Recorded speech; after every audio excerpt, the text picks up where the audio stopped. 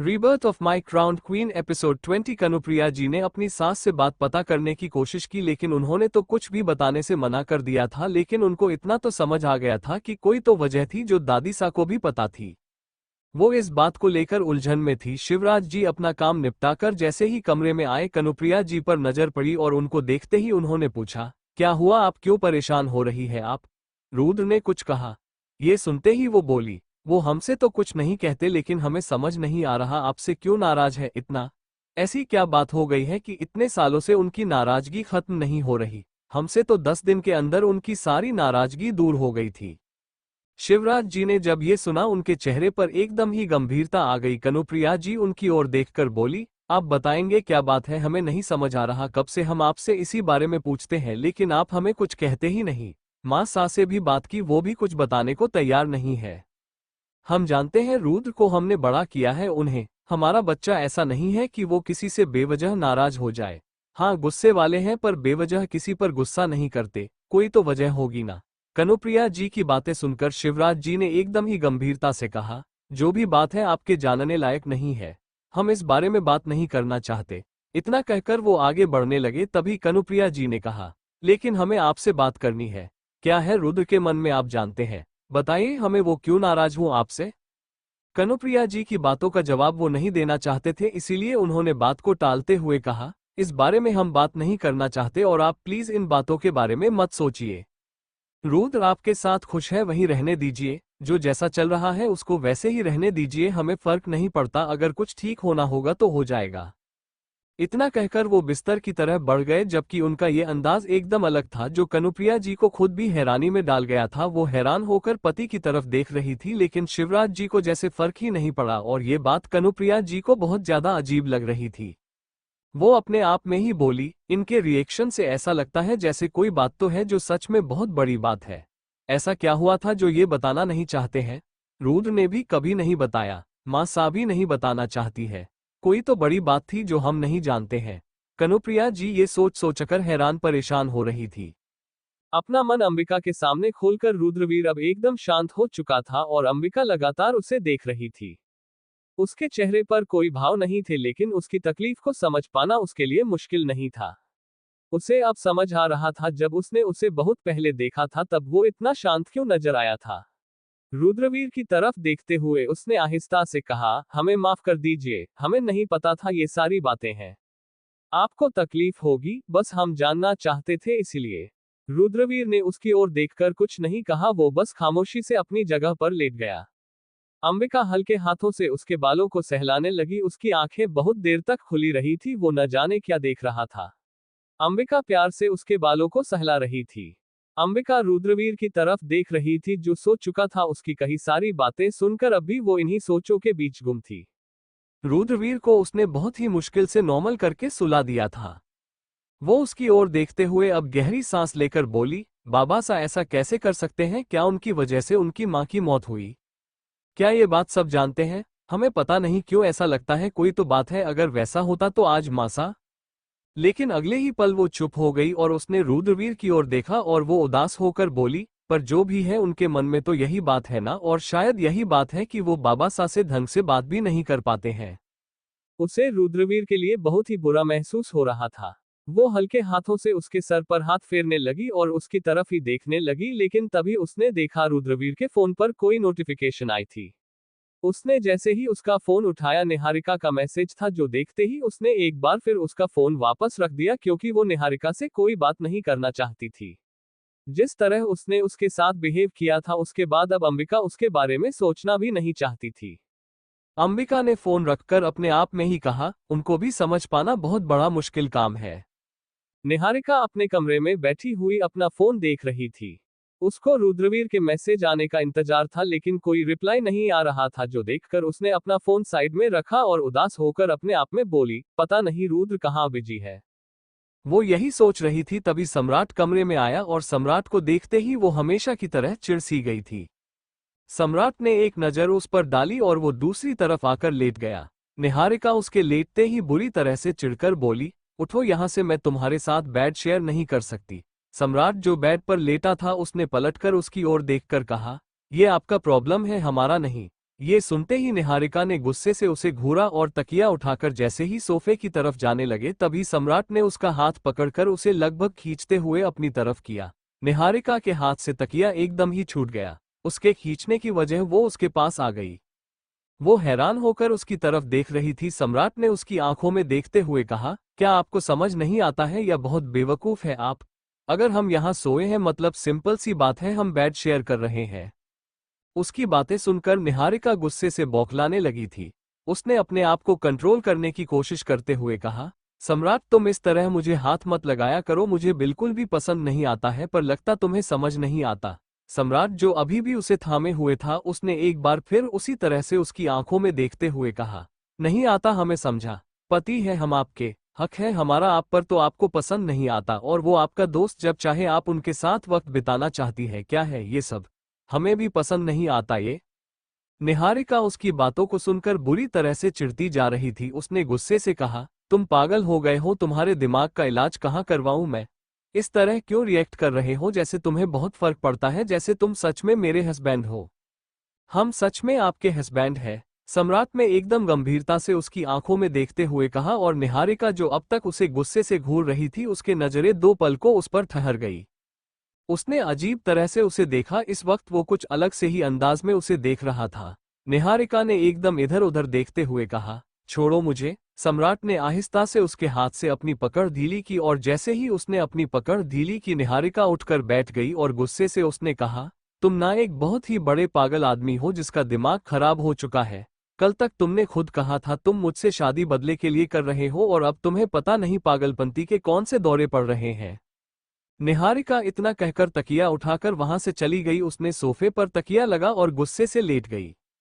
उसको अभी सम्राट पर बहुत तेज गुस्सा आ रहा था, लेकिन उसने किसी तरह अपना गुस्सा काबू किया और आंखें बंद कर ली। सम्राट जो बेड पर बैठा हुआ था उसकी नजर अब भी निहारिका पर ही थी। वो एकटक उसे देख रहा था और अब उसके चेहरे पर अपने आप एक स्माइल आ गई और वो अपने आप में बोला, हमारी दुश्मनी तक तो ठीक था पर अब आप हमारे लिए उस दुश्मनी से बहुत बढ़कर हो गई है। ऐसा कहते हुए वो अभी लगातार निहारिका को देख रहा था और उसके चेहरे पर एक अलग ही एक्सप्रेशन थे। निहारिका उसकी बातों को सुनकर बुरी तरह से चिढ़ती जा रही थी। उसने गुस्से से कहा, तुम पागल हो गए हो, तुम्हारे दिमाग का इलाज कहाँ करवाऊं मैं? इस तरह क्यों रिएक्ट कर रहे हो जैसे तुम्हें बहुत फर्क पड़ता है, जैसे तुम सच में मेरे हस्बैंड हो। हम सच में आपके हस्बैंड हैं। सम्राट में एकदम गंभीरता से उसकी आंखों में देखते हुए कहा और निहारिका जो अब तक उसे गुस्से से घूर रही थी उसके नजरें दो पल को उस पर ठहर गई। उसने अजीब तरह से उसे देखा। इस वक्त वो कुछ अलग से ही अंदाज में उसे देख रहा था। निहारिका ने एकदम इधर उधर देखते हुए कहा, छोड़ो मुझे। सम्राट ने आहिस्ता से उसके हाथ से अपनी पकड़ ढीली की और जैसे ही उसने अपनी पकड़ ढीली की निहारिका उठकर बैठ गई और गुस्से से उसने कहा, तुम ना एक बहुत ही बड़े पागल आदमी हो जिसका दिमाग खराब हो चुका है। कल तक तुमने खुद कहा था तुम मुझसे शादी बदले के लिए कर रहे हो और अब तुम्हें पता नहीं पागलपंती के कौन से दौरे पड़ रहे हैं। निहारिका इतना कहकर तकिया उठाकर वहां से चली गई। उसने सोफे पर तकिया लगा और गुस्से से लेट गई। उसको अभी सम्राट पर बहुत तेज गुस्सा आ रहा था, लेकिन उसने किसी तरह अपना गुस्सा काबू किया और आंखें बंद कर ली। सम्राट जो बेड पर बैठा हुआ था उसकी नजर अब भी निहारिका पर ही थी। वो एकटक उसे देख रहा था और अब उसके चेहरे पर अपने आप एक स्माइल आ गई और वो अपने आप में बोला, हमारी दुश्मनी तक तो ठीक था पर अब आप हमारे लिए उस दुश्मनी से बहुत बढ़कर हो गई है। ऐसा कहते हुए वो अभी लगातार निहारिका को देख रहा था और उसके चेहरे पर एक अलग ही एक्सप्रेशन थे। सम्राट की वजह से निहारिका के उलझन बढ़ती जा रही थी और वो बुरी तरह से फ्रस्ट्रेटेड होती जा रही थी। उसके साथ रहना भी उसके लिए मुश्किल था और वो आजकल उसे अकेला ही नहीं जाने देता था, जिसकी वजह से वो रुद्रवीर से भी नहीं मिल पा रही थी और रुद्रवीर वैसे ही उससे बात करना कुछ कम कर दिया था, जो निहारिका को बिल्कुल भी अच्छा नहीं लग रहा था। इस वजह से वो उदास भी रहती थी। आज भी जब शाम को सम्राट घर आया उसने देखा निहारिका ऑलरेडी घर आ चुकी थी और वो उसको देखते ही बोला, हमने आपको कहा था कि आप अकेले नहीं आएंगी, पर आपको समझ नहीं आया क्या? निहारिका ने जब ये सुना फ्रस्ट्रेशन के साथ उसकी तरफ देखा और चिल्ला कर बोली, तुम्हें मैंने समझाया, तुम्हें समझ आ रहा है? तुम्हें मैंने कहा है ना मुझ पर हक मत जताया करो, मुझसे बात मत करो तुम। इतना कहकर वो गुस्से से कुशन जमीन पर पटकते हुए कमरे की तरफ बढ़ गई। सुमित्रा जी ये सारा नजारा देख रही थी। उनकी नजरें अपने बेटे पर थी। सम्राट उसको जाते हुए देखकर अब शांत पड़ गया और अपने कमरे में जाने की जगह वो हॉल में ही बैठ गया था। सुमित्रा जी कुछ पल तक उसे देखती रही, उसके बाद वो उसके पास आकर बैठी और अपनी माँ को देखते ही उसने कहा, माँ प्लीज अभी हम किसी सवाल का जवाब नहीं देना चाहते। सुमित्रा जी जो उस सवाल पूछने ही लगी थी उसकी बात सुनकर पहले ही चुप हो गई। कुछ पल तक उसे देखते रहने के बाद उन्होंने कहा, आप जो कर रहे हैं जब समझ आ जाएगा ना तब अपने आप आपकी जिंदगी की बहुत बड़ी उलझन दूर हो जाएगी। आपकी उलझन की वजह आप खुद है सम्राट, जिस दिन समझ जाएंगे उस दिन सबकी जिंदगी आसान हो जाएगी। अंबिका ने रुद्रवीर से जो भी जाना था उसके बाद वो चाहकर भी कनुप्रिया जी को ये बातें बता नहीं पाई थी, क्योंकि पता नहीं उसे खुद ही सारी बातें एक्सेप्ट करने में टाइम लग रहा था। वो इस वक्त अपने कमरे की तरफ जा रही थी, तभी उसे शिवराज जी आते हुए नजर आए और उनको देखते ही उसके कदम ठहर से गए थे।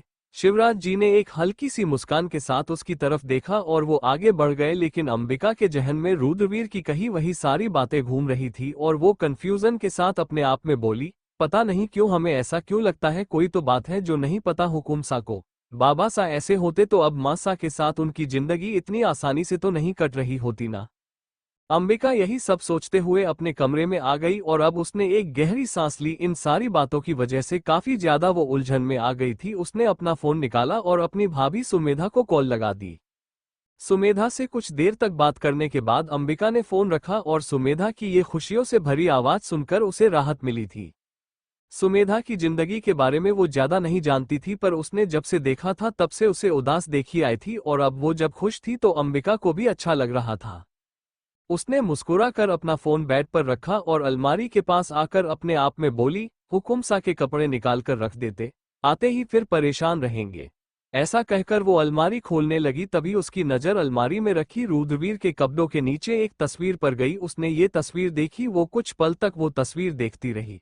उसकी आंखों में एक अजीब से भाव आ गए। वो कुछ सोचकर बोली, हमें ऐसा क्यों लग रही है, ये तस्वीर शायद हमने देखी हुई है।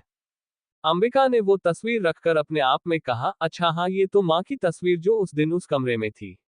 लेकिन अगले ही पल उसने कुछ सोचकर कहा, पर हम ऐसा लग रही है हमने कहीं और देखा है, पर कहाँ हमें याद नहीं आ रहा। वो कुछ सोच में पड़ गई थी। रुद्रवीर ऑफिस से निकाला और जैसे ही वो अपनी गाड़ी में बैठा उसका ध्यान पीछे वाली गाड़ी पर पड़ा। वो अजीब तरह से कुछ पल तक उस कार को नोटिस करता रहा। उसके बाद उसने अपनी गाड़ी आगे बढ़ा दी। वो देख रहा था वो गाड़ी काफी पल तक उसके पीछे थी और ये देखकर अब उसके माथे पर कुछ शिकन भरी लकीरें आ गई। वो सामने देखकर कार ड्राइव करने लगा। कुछ ही देर बाद सामने से आ रही गाड़ी को देखकर उसने जैसे ही अपनी कार के ब्रेक लगाने चाहे उसने देखा उसके कार का ब्रेक्स काम नहीं कर रहे थे। रुद्रवीर के माथे पर शिकन आ गई, चेहरे पर एक घबराहट की लकीर आई थी, लेकिन अगले ही पल उसने खुद को शांत कर लिया और अब उसने नोटिस किया उसके पीछे जो गाड़ी थी वो भी उसके पीछे नहीं थी, जो वो खुलकर मुस्कुरा दिया। कुछ ही देर में रुद्रवीर जैसे ही आगे बढ़ा एक गाड़ी आई जो अब उसके साथ चल रही थी। उसमें से खिड़की से एक आदमी ने उसकी मदद के रुद्रवीर को देखकर कहा, साहब सामने एक पेड़ है, उसके सामने हमने सामान लगा दिया है, अगर आप गिरेंगे तो आपको चोट नहीं आएगी, पर संभाल कर क्योंकि वहां से नीचे खाई है तो आप ध्यान रखिएगा। रुद्रवीर बस खामोशी से गाड़ी चला रहा था। कुछ देर बाद उसने जैसे ही अपनी गाड़ी रोकी वो गाड़ी पेड़ से टकराने लगी थी। कार के डोर को ओपन करके वो खुद को तैयार करने लगा और वो जैसे ही एकदम गाड़ी से खुदने गाड़ी आगे बढ़ गई, पर रुद्रवीर कूद चुका था। मिट्टी के उड़ने के साथ वहां अब एकदम शांति आ चुकी थी। सम्राट अपने घर के पीछे वाले आंगन में खड़ा था। उसने फोन कान से लगाया और गंभीरता से बोला, जो कहा था वो हो गया ना, आज बचेंगे तो नहीं वो। दूसरी तरफ से आवाज आए, नहीं साहब हमने खुद ही देखा है, उसकी गाड़ी के ब्रेक काम नहीं कर रहे थे, हमने सब कुछ अपने आप किया है, आज वो नहीं बचेगा। दूसरी तरफ से आई इस आवाज को सुनकर सम्राट के चेहरे पर अपने आप एक मुस्कुराहट आ गई और उसने कॉल डिस्कनेक्ट कर दिया। कॉल डिस्कनेक्ट करते ही उसने एक लंबी सांस ली और अपने आप में ही बोला, हमारी दुश्मनी खत्म रुद्रवीर सिंह रघुवंशी, तुम्हें मौत के घाट उतारना चाहते तो नहीं थे हम, पर हम बेबस हो गए हैं, तुम्हारी खुशियों अच्छी नहीं जा रही है हमसे। निहारिका जो अभी सुमित्रा जी के कहने पर उसे बुलाने के लिए मुंह बनाकर आई थी, उसने जैसे ये सुना उसके चेहरे पर हैरानी बढ़ गई और वो हैरान होकर उसकी तरफ देख रही थी। अभी कुछ दिनों से सम्राट के व्यवहार की वजह से उसे लग रहा था शायद कुछ तो बदलाव होगा, शायद वो रुद्रवीर से अपने दुश्मनी भूल जाएगा, लेकिन जब उसने ये सुना उसका गुस्सा उसके लिए और बढ़ गया और वो गुस्से से भरी नजरों से उसे देख रही थी। वो अब आगे आई और उसने सम्राट के मुंह पर एक जोरदार थप्पड़ जड़ दिया। सम्राट का चेहरा एक तरफ झुक गया। सम्राट ने जैसे ही गुस्से से भरी नजरों से उसे देखा वो गुस्से से चीखी, क्या समझ कर रखा है तुमने खुद को? किसी की भी जिंदगी और मौत तुम्हारे हाथ में है। अगर मेरे दोस्त को कुछ हुआ ना तो मैं जान ले लूंगी तुम्हारी और अपने हाथों से लूंगी। निहारिका के मुंह से रुद्रवीर के बारे में सुनकर एक बार फिर से गुस्सा आया और उसने गुस्से से उसकी कलाई पकड़कर उसे अपनी तरफ खींचकर कहा, दुश्मन है वो हमारा और उसका नाम नहीं आना चाहिए आपकी जबान पर। लेकिन निहारिका गुस्से से उसे देख रही थी। उसने जोरदार धक्के के साथ उसे खुद से पीछे करते हुए कहा, अगर रुद्र को कुछ हुआ ना तो तुम बचोगे नहीं मुझसे। और ये क्या लगा कर रखा है तुमने? दुश्मनी दुश्मनी दुश्मनी खेल रहे हो। वो तो अपनी तरफ से कुछ नहीं कर रहा ना, पर तुम्हें चैन नहीं है। तुमने इतना कुछ किया उसके बाद भी वो बस शांत रहता है। इसके वजह उसका अच्छा होना है क्योंकि वो इंसान है, तुम्हारी तरह जानवर नहीं बन चुका है वो। सम्राट एकदम सख्त चेहरे के साथ उसे देख रहा था। उसे भी इस वक्त बहुत गुस्सा आ रहा था और अगर निहारिका की जगह शायद कोई और होता तो वो इस वक्त उसे बहुत बुरी तरह से सुना चुका होता। लेकिन निहारिका को अब भी शांति नहीं मिली थी। उसने उसे गुस्से से देखते हुए एक बार फिर चिल्ला कर कहा, तुम्हारी बहन ने मेरे दोस्त को इंसल्ट किया, उसके बाद भी उसने कुछ नहीं कहा। किसी को पसंद करना ना करना हमारे हाथ में नहीं होता, ये बात तुम भी बहुत अच्छे से जानते हो। उसके बाद भी तुम्हारी बहन पर पागलपन सवार था। रुद्र तो मेरा बहुत अच्छा दोस्त है, सबसे अच्छा दोस्त है, सबसे ज्यादा मेरे करीब है और मैं उससे प्यार करती हूं। तो क्या मैं ये कह सकती हूं कि उसने मुझे धोखा दिया? उसने मुझे कभी कोई उम्मीद नहीं थी। मैं अगर खुद सोचूं कि वो मुझसे प्यार करता है और मैं अपनी जान ले लूं तो यहाँ गलती मेरी होगी ना कि उसकी। लेकिन तुम ये बात समझना ही नहीं चाहते। एक सिंपल सी बात तुम्हें समझ नहीं आती है। निहारिका की सारी बात सुनकर सम्राट एकदम शांत पड़ गया। उसकी नजरें उस पर थी। निहारिका रुद्र से प्यार करती थी, ये बात उसने एक्सेप्ट की और उसने जिस तरह से समझाने की कोशिश की वो सुनकर वो शांत हो गया था। लेकिन निहारिका का गुस्सा कम नहीं हुआ था और वो गुस्से से उसे घूरते हुए एक बार फिर से बोली, तुम्हारी बहन पर पागलपंती सवाल थी, वो पागल हो गई थी। मैं भी उसे पसंद करती हूँ, मैं प्यार करती हूँ, उससे बहुत प्यार करती हूँ, पर इसका ये मतलब तो नहीं ना कि मैं कहूंगी उसने मेरे साथ धोखा किया। उसने मुझे कभी कोई उम्मीद नहीं दी थी। उसने तुम्हारी बहन को भी कोई उम्मीद नहीं दी थी, यहाँ तक कि वो तो उसकी तरफ देखा भी नहीं था, उससे बात भी नहीं करता था। उसके बाद भी अगर वो ये सोच रही थी तो ये उसकी प्रॉब्लम थी। उसने उसके लिए अपनी जान ली ना कि रुद्र ने उसका कत्ल किया। तुम दोनों भाई बहन एक जैसे ही पागल हो और तुम दोनों को ही ठीक नहीं किया जा सकता है। लेकिन तुम मेरी एक बात बहुत ही अच्छे से याद रखना सम्राट सूर्यवंशी की, अगर मेरे दोस्त को कुछ भी हुआ ना तो मैं तुम्हें छोड़ने वाली नहीं हूँ। तुम्हें जेल पहुंचना तो दूर की बात है, पहले मैं तुम्हारा खुद ही खून कर दूंगी। निहारिका बहुत ही गुस्से से उसे छोड़कर वहां से निकले और वो भागते हुए अपने कमरे की तरफ बढ़ गई। सम्राट के चेहरे पर एकदम शांत भाव थे, वो उसकी बातों के बारे में ही सोचता रह गया था, उसके चेहरे पर एक भी शिकन नहीं थी। निहारिका अपने कमरे में आए। उसने अपना फोन देखा और इस वक्त उसे अपना फोन भी नहीं मिल रहा था, लेकिन तभी उसे अपना फोन नजर आया। उसने जल्दी से अपना फोन उठाकर रुद्र को कॉल की फुल रिंग जा रही थी, लेकिन उसके बाद भी वो कॉल रिसीव नहीं कर रहा था, जिसकी वजह से निहारिका की हार्टबीट बढ़ती जा रही थी। उसकी घबराहट भी बढ़ती जा रही थी, यहाँ तक कि अब उसकी आंखों में आंसू भी आने लगे थे। उसने घबराकर अपना फोन कान से हटाकर एक बार फिर रुद्र को कॉल की। वो घबराहट में अपने आप में बोली, हे भगवान, प्लीज प्लीज प्लीज मेरे दोस्त को कुछ नहीं होना चाहिए, रुद्र को कुछ भी नहीं होना चाहिए। तभी अब कॉल कनेक्ट हुई और दूसरी तरफ से जो आवाज आई वो सुनते ही निहारिका के चेहरे के भाव बदल गए, उसकी आंखों से एकदम ही आंसू गिरने लगे थे। निहारिका अपने कमरे में आई, उसने अपना फोन देखा और इस वक्त उसे अपना फोन भी नहीं मिल रहा था, लेकिन तभी उसे अपना फोन नजर आया। उसने जल्दी से अपना फोन उठाकर रुद्र को कॉल की फुल रिंग जा रही थी, लेकिन उसके बाद भी वो कॉल रिसीव नहीं कर रहा था, जिसकी वजह से निहारिका की हार्टबीट बढ़ती जा रही थी। उसकी घबराहट भी बढ़ती जा रही थी, यहाँ तक कि अब उसकी आंखों में आंसू भी आने लगे थे। उसने घबराकर अपना फोन कान से हटाकर एक बार फिर रुद्र को कॉल की। वो घबराहट में अपने आप में बोली, हे भगवान, प्लीज प्लीज प्लीज मेरे दोस्त को कुछ नहीं होना चाहिए, रुद्र को कुछ भी नहीं होना चाहिए। तभी अब कॉल कनेक्ट हुई और दूसरी तरफ से जो आवाज आई वो सुनते ही निहारिका के चेहरे के भाव बदल गए, उसकी आंखों से एकदम ही आंसू गिरने लगे थे। उसकी आंखों से लगातार आंसू बह रहे थे। तभी दूसरी तरफ से एक बार फिर अंबिका की आवाज आई, वो हुकुमसा को थोड़ी चोट आई है, अभी दवा दे रहे थे, आप बात कर लीजिएगा। ओके, तुम ध्यान रखना रुद्र का, निहारिका ने कहा और उसने अब कॉल डिस्कनेक्ट कर दिया। उसके चेहरे पर अब जाकर एक राहत भरे भाव थे। उसने एक गहरी सांस लेकर कहा, थैंक यू भगवान जी। Thank you so much. Rudra को ठीक रखने के लिए उसने अपने आंसुओं को पोंछ लिया। वो अब बेड पर आकर बैठ गई। इस वक्त उसे सम्राट पर बहुत तेज गुस्सा आ रहा था। एक बार फिर से वो सारी बातें सोचकर उसने गुस्से से कहा, इस पागल आदमी को अगर ठीक नहीं किया तो मेरा नाम भी निहारिका नहीं। पता नहीं समझता क्या है खुद को। रुद्रवीर के पास ही अंबिका बैठी हुई थी। उसके चेहरे पर कुछ चोट थी, उसका हाथ भी हल्का जख्मी था। अंबिका ने मेडिसिन बॉक्स रखकर कहा, डॉक्टर को घुमा दिया आपने अपनी बातों में, चलिए हमें ये बताइए लगी कैसे आपको। उसकी ये बात सुनते ही रुद्रवीर ने उसकी तरफ देखा तो पाया अंबिका नाराजगी के साथ उसे देख रही थी। रुद्रवीर ने उसका हाथ पकड़कर कहा, ठीक है ना, हम आप बेवजह परेशान हो रही है रानी सा। अंबिका ने एक नजर फिर उस पर डाली, वो कुछ नहीं बोली। रुद्रवीर ने उसकी ओर देखकर बहुत ही आराम से बोला, आज सच में बेवजह परेशान हो रही है, ठीक है हम। अंबिका ने नाराज से अंदाज में उसको देखकर नाराजगी भरे अंदाज में कहा, आपका ना हमें समझ नहीं आता, पता नहीं क्या करते हैं। अब ना एकदम चुपचाप होकर बैठे रहिए, दवा लगाने दीजिए हमें। वो नाराजगी जता रही थी जो देखकर रुद्रवीर खामोशी से किसी अच्छे बच्चे की तरह ही उसकी बात मानता एकदम खामोश हो गया। वो अब भी नाराज सी नजर उस पर डाले दवाई निकालकर उसकी तरफ देख रही थी। अंबिका ने उसे घूरकर कहा, शर्त निकालिए। रुद्रवीर ने ये सुनते ही उसकी तरफ देखा, फिर जानकर बोला, हाथ में चोट लगी है।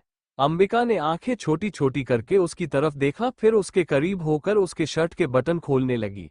अंबिका आहिस्ता से उसकी शर्ट निकालने में उसकी नजर कर रही थी और रुद्रवीर एकटक उसे देखता जा रहा था।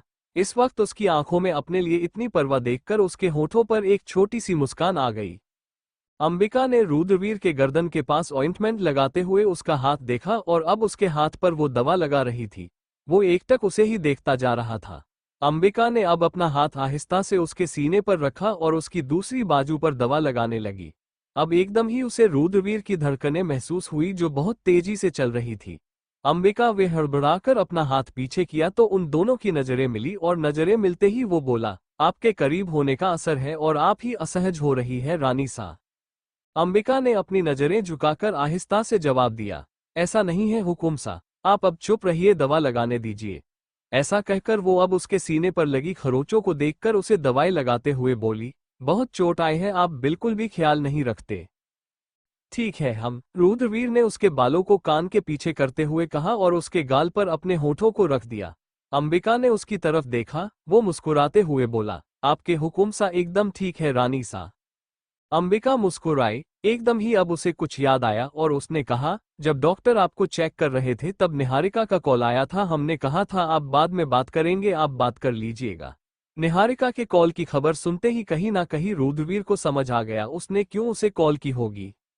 निहारिका रुद्रवीर के बारे में सोच सोचकर परेशान हो रही थी। उसे सम्राट पर गुस्सा आ रहा था और वो अब तक कमरे में आया ही नहीं था। निहारिका अब बेड पर आकर लेट गई तभी कुछ आहट सुनाई दी। वो समझ गई सामने सम्राट होगा पर उसने कुछ नहीं कहा ना ही उससे बात की। इस वक्त वो उससे बात कर बेवजह झगड़ना नहीं चाह रही थी। सम्राट एकदम खामोशी से कमरे में आ गया था। उसने एक गहरी सांस ली और सोफे पर बैठ गया। निहारिका की कही एक एक बात उसके कानों में गूंज सी रही थी। आज जो भी हुआ वो बातें उसे कहीं ना कहीं अब पूरी तरह से खामोश कर चुकी थी। अगले दिन सुबह ही निहारिका रुद्रवीर से मिलने जाने का सोचकर तैयार हुई। वो जैसे ही नीचे आई हॉल में सम्राट को देखकर बुरी तरह से चिढ़ गई। वो अब फिर से कुछ ना कुछ कहेगा। निहारिका जाने के लिए आगे बढ़ गई। उसने सम्राट को ऐसे नजरअंदाज किया मानो उसे देखा ही ना हो। वो आगे बढ़ रही थी तभी सम्राट की आवाज आई, रुकिए। उसके इतना कहते ही निहारिका के चेहरे पर एकदम फ्रस्ट्रेशन आ गई थी। उसने चिढ़कर पलटते हुए कहा, अब अगर तुमने मेरा दिमाग खराब किया तो बचोगे नहीं तुम सम्राट सूर्यवंशी। सम्राट ने ठंडी नजर उस पर डालते हुए एकदम ठंडे स्वर में कहा, ड्राइवर को लेकर जाइएगा। निहारिका ने जब ये सुना वो कुछ हैरान होकर उसकी तरफ देखने लगी। वो एकटक कुछ पल को उसको देखती रह गई। सम्राट के चेहरे पर कोई भाव नहीं थे। अपना फोन टेबल से उठाकर वो वहां से निकल गया। रुद्रवीर आज घर पर ही था। शिवराज जी नाश्ता करके उठे तो हॉल में बैठे रुद्रवीर पर नजर पड़ी। उसकी ओर देखकर वो आहिस्ता कदमों से उसके पास आ गए। रुद्रवीर के पास आकर वो बोले, ठीक है आप अभी। अपने बाबा सा की बात सुनकर उसने जवाब दिया, जी। वो उनसे बदतमीजी नहीं करता था, उनकी बात वो सुनता था पर फिर भी एक अजीब सी दरार थी उन दोनों के बीच। शिवराज जी को समझ नहीं आया आगे क्या कहें, तभी केशवी भागते हुए वहां आई और उसने कहा, बाबा साहब भाई ने कहा था हम काम कर सकते हैं। उसकी बात सुनकर रुद्रवीर मुस्कुराकर बोला, बिल्कुल कर सकती है, पर पहले इस वक्त अपनी पढ़ाई पर ध्यान दीजिए आप।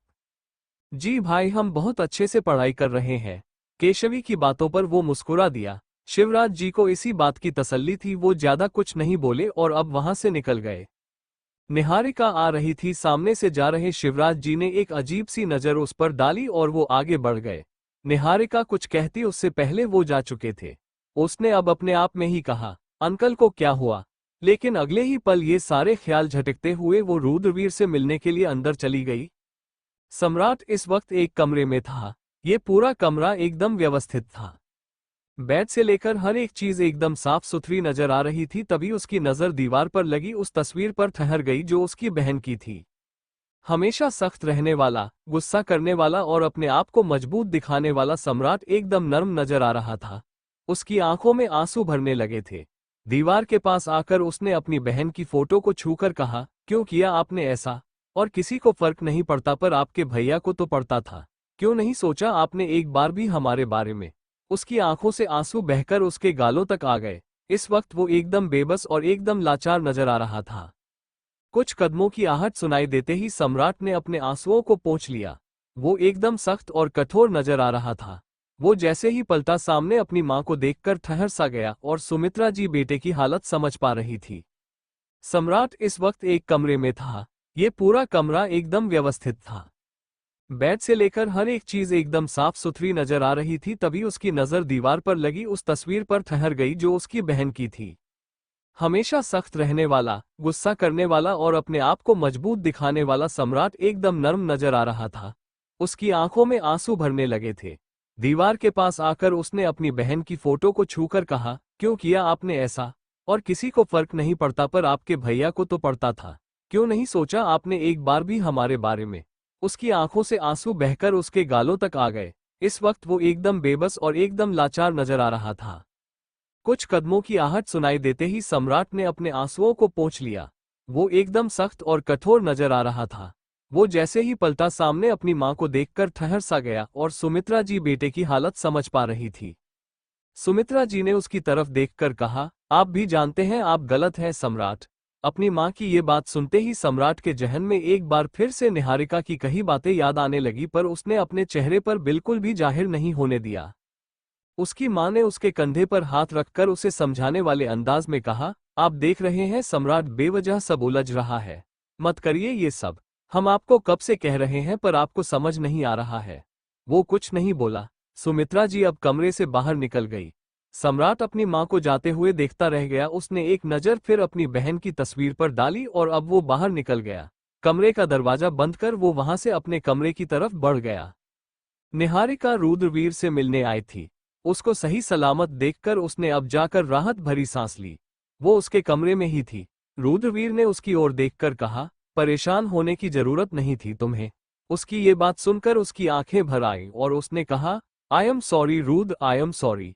ये सब कुछ सम्राट का किया धरा है, मैं छोड़ूंगी नहीं उसे। अंबिका जो अभी कमरे में आ रही थी, उसने ये सुना तो वो कुछ हैरान हुई, पर अब उसे समझ आ गया था रुद्रवीर ने क्यों जिक्र नहीं किया था। वो अब आहिस्ता कदमों से अंदर आ गई। रुद्रवीर उसे देखते ही मुस्कुरा दिया। अंबिका ने कुछ नहीं कहा। उसकी दवाई लेकर वो उसके सामने आ गई और उसकी तरफ गोली बढ़ाकर बोली, आपकी दवा हुकुम सा। रुद्रवीर ने दवाई ली। निहारिका एकदम खामोश होकर उन दोनों को देखती रह गई। अपनी मां पुष्पा जी की कही बातें उसे याद आने लगी। वो चाहे कितना भी कुछ भी कहे, पर सच में वो दोनों साथ में काफी अच्छे लग रहे थे और इस बात को निहारिका आज झुठला नहीं सकी। रुद्रवीर की ओर देखकर उसने मुस्कुराकर कहा, पता है तुम ना एक ऐसी ही बीवी डिजर्व करते हो। अंबिका बहुत प्यारी है। अंबिका ने जैसे ही ये सुना वो हैरान होकर उसकी तरफ देखने लगी, जबकि रुद्रवीर ने मुस्कुराते हुए उसकी बात का जवाब देकर कहा, हाँ वो तो है। निहारिका ने जब ये सुना वो एक बार फिर से मुस्कुरा उठी। अंबिका ने पानी का गिलास रखा और वो जाने ही लगी थी, पर तभी रुद्रवीर ने उसकी कलाई पकड़ी और उसे अपने पास बैठाते हुए उसने कहा, यही रुकिए रानी सा। अंबिका ने कुछ नहीं कहा, पर निहारिका की मौजूदगी की वजह से उसे कुछ अजीब लग रहा था। ना जाने दो अब आगे क्या कहेगी। निहारिका ने अंबिका की तरफ देखकर कहा, लक्की हो तुम बहुत जो इस जैसे इंसान को तुमसे प्यार है, वरना जैसे ये महाशय है ना, इनकी पर्सनैलिटी पर लड़कियां पीछे पड़ जाए, पर ये जनाब ठहरे लॉयल अपनी फ्यूचर वाइफ के लिए। सच में लक्की हो यार तुम। अंबिका उसकी बात सुनकर एकदम शांत पड़ गई। उसकी आंखों में रुद्रवीर के लिए सच्चे थे जो आज अंबिका देखकर नजरअंदाज नहीं कर पाई। रुद्रवीर मुस्कुराकर बोला, लक्की है हम जो ये हमें मिली। अंबिका ने एक नजर उसे देखा, वो उसे देखते ही खुलकर मुस्कुरा दिया था। निहारिका उन दोनों को देख रही थी। वो अब कुछ देर बाद उठते हुए बोली, रुद्र ध्यान रखना, आई नो अंबिका है फिर भी। बाय मैं चलती हूँ। निहारिका की बात सुनकर रुद्रवीर ने मुस्कुराकर गर्दन हिलाई। निहारिका अब जाने के लिए निकली, तभी अंबिका उसके पीछे आई। निहारिका उसको देखकर कॉरिडोर में रुक गई थी। अंबिका अब जैसे ही उसके पास आई उसने कहा, आई एम सॉरी अंबिका, पहले जो भी मैंने कहा तुम्हें। यार मैं ऐसी नहीं हूं, तुम रुद्र से पूछ सकती हो, बस पता नहीं क्या हो गया था मुझे। I am sorry. अंबिका उसकी बात सुनकर अब एक गहरी सांस लेकर बोली, हमें पता है आप ऐसी नहीं है। किसी व्यक्ति के लिए मन में कोई एहसास रखना हमारे बस में नहीं होता, हम समझते हैं, लेकिन ये भी सच है हुकुम सा आपकी बहुत परवाह करते हैं। निहारिका उसकी बात सुनकर मुस्कुराकर बोली, बचपन की दोस्ती है, इतना असर तो रहेगा। बिल्कुल, अंबिका मुस्कुराकर बोली। वो निहारिका को खुद बाहर तक छोड़ने आई थी। उसको देखकर आज उसे एक अलग ही एहसास हो रहा था। उसकी आंखों में रुद्रवीर के लिए सच्चे एहसास थे, और अगर थे तो वो उसकी गलती तो नहीं थी ना। आज एक तरफ निहारिका को एहसास हुआ वो रुद्रवीर की जिंदगी में मायने तो रखती थी, मगर हाँ वो उससे उस तरह का प्यार नहीं करता था जैसा वो करती थी। तो वही दूसरी तरफ अंबिका को एहसास हुआ वो बुरी नहीं थी, बस उसके मन में कुछ गुस्सा आ गया था और उसके एहसास एकदम सच्चे थे। अंबिका समझ नहीं पा रही थी घर में सबको आखिर इतना गलत क्यों लगता था।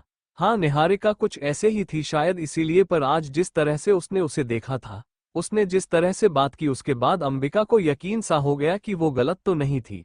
हाँ उसके मन में जो था वो सच्चे थे, एहसास थे, और किसी के लिए कुछ महसूस करना किसी के भी बस में नहीं होता।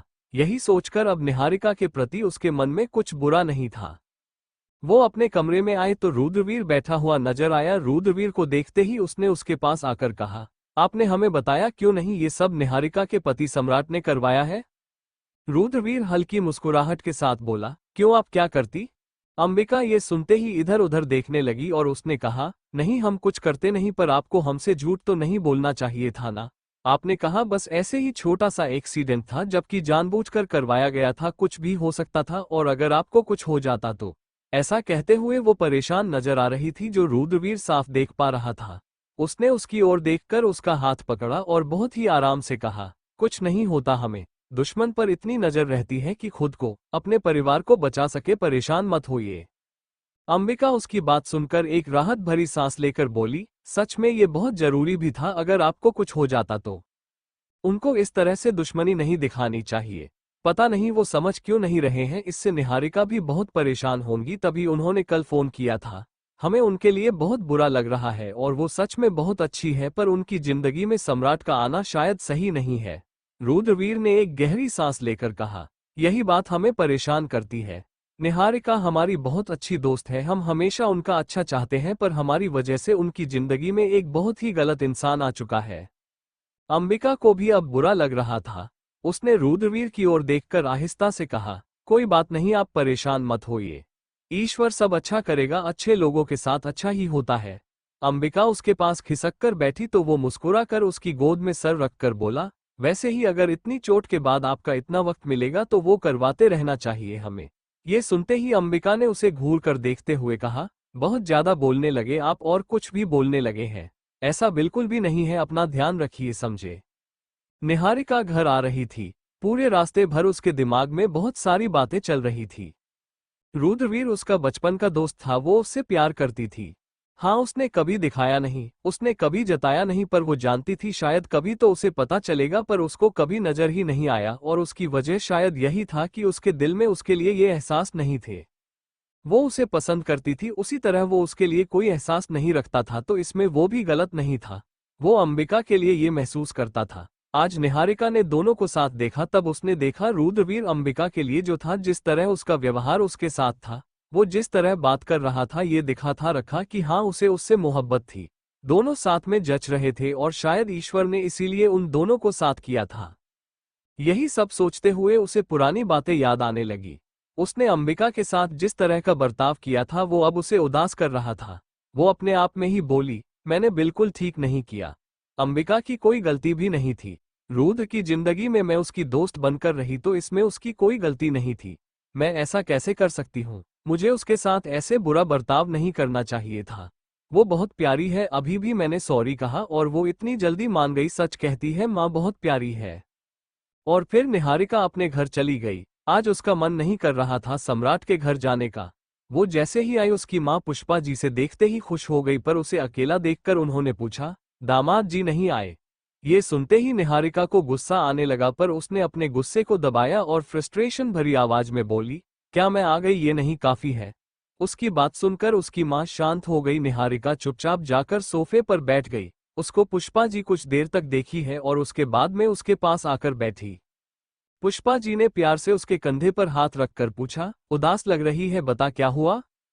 निहारिका ने ये सुनते ही एक गहरी सांस ली और वो सम्राट के बारे में उनको बता देना चाहती थी, लेकिन अगले ही पल वो चुप हो गई। उसकी माँ सम्राट को एक अच्छा इंसान समझती थी। उन्होंने बहुत उम्मीद से उसकी शादी की थी। उनको कितना बुरा लगेगा ये सोचकर ना जाने क्यों वो कुछ बोल ही नहीं पाए। उसने अपनी माँ की तरफ देखकर धीरे से कहा, कुछ नहीं, बस रूद का एक एक्सीडेंट हो गया था, उसी से मिलने गई थी। पुष्पा जी ने जैसे ये सुना रूद के लिए परेशान होकर बोली, कैसे हुआ, वो ठीक तो है ना? जी ठीक है, वो और अंबिका है उसका ध्यान रखने के लिए, निहारिका ने कहा। तो पुष्पा जी अब अपनी बेटी की तरफ देखने लगी। आज उसके चेहरे पर एक अजीब सा भाव था जो वो साफ महसूस कर पा रही थी। पुष्पा जी हमेशा से अपनी बेटी को बहुत अच्छे से समझती थी। उन्होंने निहारिका की तरफ देखकर बहुत ही प्यार से कहा, सही कह रही थी बेटा, मैं ईश्वर उन्हें को साथ करता है जिनका साथ किस्मत में लिखा हो, और किस्मत का लिखा कोई नहीं बदल सकता। रूद की जिंदगी में अंबिका को ही आना था, शायद वही उसके लिए ठीक थी। तुम ये सब सोचकर परेशान मत हो और आगे बढ़ो। सम्राट एक अच्छा इंसान है, उसके और रूद के बीच में दुश्मनी है तो तू ठीक करने की कोशिश करना, तेरे लिए तो वो दोनों ही एक बहुत जरूरी है। अपनी माँ की बात सुनकर वो शांत थी, लेकिन सम्राट के ऊपर तो उसे बहुत ही ज्यादा गुस्सा आ रहा था। उसने कुछ वक्त यही बिताया, उसके बाद वो वापस निकल गई, पर घर जाने की बजाय निहारिका ऑफिस चली गई थी। रणविजय की शादी स्वर्णा से होने ही वाली थी और लगभग सारी तैयारियां हो चुकी थी। उसके पिता बहुत खुश थे, आखिर इतने बड़े खानदान में उनके बेटे की शादी हो रही थी, और वो भी एक अमीर बाप की इकलौती बेटी से। उनके लिए बहुत बड़ी बात थी और शादी से जो कुछ ज्यादा ही खुश थे। आज बारात जाने की सारी तैयारियां हो चुकी थी, लेकिन रणविजय कुछ खास खुश नहीं था। पर हाँ, वो सारी रस्में कर रहा था, लेकिन उसका ध्यान इस वक्त भी सिर्फ और सिर्फ सुमेधा पर था। रणविजय को लेने उसके पिता उसके कमरे में आए तो देखा वो किसी से बात कर रहा था। ये देखते ही उन्होंने सर पकड़ लिया, लेकिन अब खुद को शांत करते हुए वो रणविजय के पास आए और उसके पास आकर उन्होंने कहा, चलो हमारे साथ बारात निकलने का वक्त हो गया है।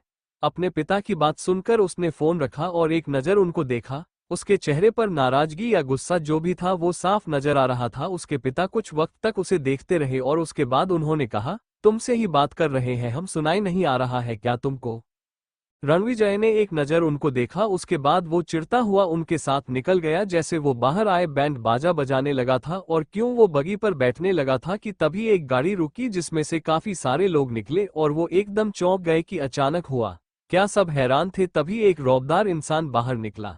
वो गुस्से से तिलमिलाते हुए नजर आ रहे थे और उनको देखते ही रणविजय के पापा आगे आते हुए बोले, अरे समधी जी, आप इस वक्त, बारात तो आ ही रही थी, क्या हो गया अचानक से? उनकी तरफ देखते हुए उस लड़की के पिता ने बहुत ही गुस्से से कहा, आपकी हिम्मत कैसे हुई अपना नालायक, बदतमीज और बदकिरदार बेटे का रिश्ता हमारी बेटी के लिए भेजने के लिए? आपको क्या लगता है किसी को कुछ पता नहीं चलेगा? हम लोग बेवकूफ नजर आ रहे हैं आप लोगों को? रणविजय ने जैसे ही ये सुना एकदम हैरान हो गया।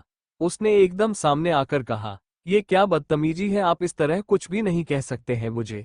उसने इतना कहा ही था तभी एक जोरदार छन्नाटेदार थप्पड़ उसके मुंह पर लगा और वो गुस्से से भरकर उनकी तरफ देखने लगा। माहौल एकदम गंभीर हो गया था। Thank you for listening. मुझे उम्मीद है आपको ये स्टोरी पसंद आई होगी। अगर आपको पसंद आई है तो प्लीज लाइक और कमेंट करना ना भूलें और मोर स्टोरीज के लिए सब्सक्राइब करें। मिलते हैं नेक्स्ट वीडियो में।